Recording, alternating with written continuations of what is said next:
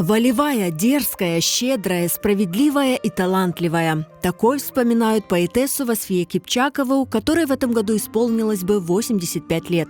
Она родилась 9 марта 1938 года в селе Чоткара Бахчисарайского района.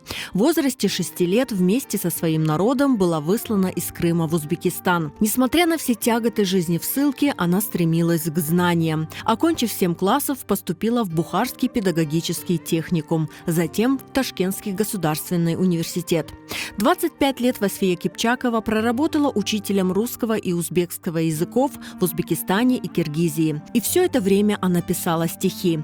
Творчество было отдушиной для ее измученного от разлуки с родиной сердца. Өз шиирлерінде Васфия ханым ватанға sevgi, ватан асіретлігі, инсанлар арасында мунасибетлер, sonra достық, muhabbetlік кібі мевзуларны көтереді. Бүгінде бұл мәселелер актуальдыр. Оның шиирлері бір sıra шиирлері елді журналарында чоқча басылайды. Ондан да Ленин байрағы газеталарында, Ян Дүния, Қырым, Достық газеталарында.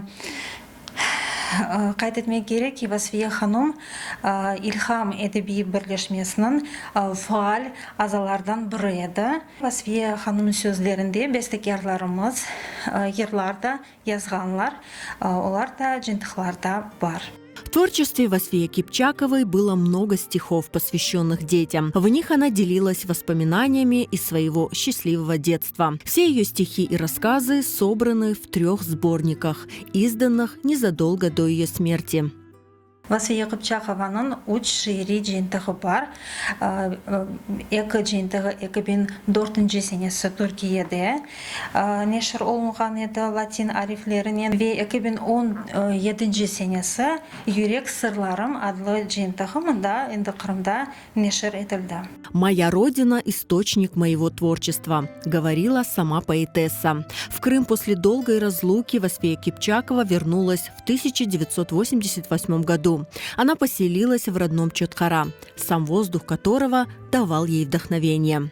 Қайтқан соң кенеде өз көйіне қайтып келді ве ижаднен бері-бірлікте ұжалық зенатынен да ұғырышайды. Өзі қайтыткеніне көре туған топырағында ижад етмеге, шиирлер язмаға она илхам береді.